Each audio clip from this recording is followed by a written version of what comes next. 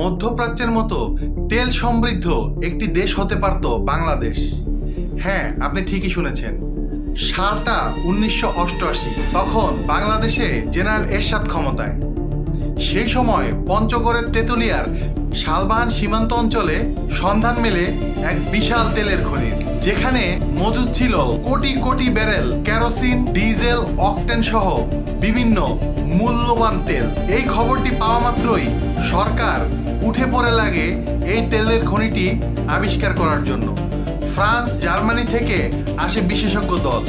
তারা সব কিছু প্রস্তুত করে। এমনকি তৎকালীন রাষ্ট্রপতি জেনারেল এরশাদ এই প্রকল্পটি পঞ্চগড়ে গিয়ে উদ্বোধন পর্যন্ত করে। কিন্তু উদ্বোধনের ঠিক 7 দিনের মাথায় হঠাৎ বাংলাদেশের উপর ধেয়ে আসে এক কালো মেঘ। গ্রামের লোকজনের মুখে শোনা যায়, হঠাৎ করে একদিন এই তেলের খনির উপরে আসে ভারতীয় এক হেলিকপ্টার, এবং সেই হেলিকপ্টারটি কিছুক্ষণ অবস্থান করে আবার ফিরে যায়। এই হেলিকপ্টারটি আসার পরপরই এই তেলের খনির মুখ চিরস্থায়ীভাবে বন্ধ করে দেওয়া হয়। কেন এই তেলের খনিটি ব্যবহার করতে পারেনি বাংলাদেশ? এই প্রশ্নের উত্তর এখন পর্যন্ত পাওয়া যায়নি।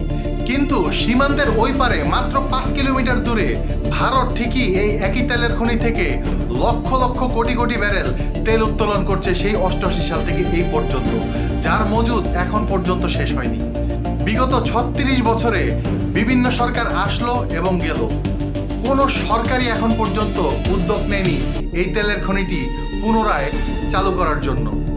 2025 সালে যখন ডক্টর মোহাম্মদ ইউনূস ক্ষমতায় ছিল, তখন পঞ্চগড়বাসী আন্দোলন পর্যন্ত করেছে এই তেলের খনিটি পুনরায় চালু করার জন্য, কিন্তু কার্যকর কোনো পদক্ষেপ নেওয়া হয়নি।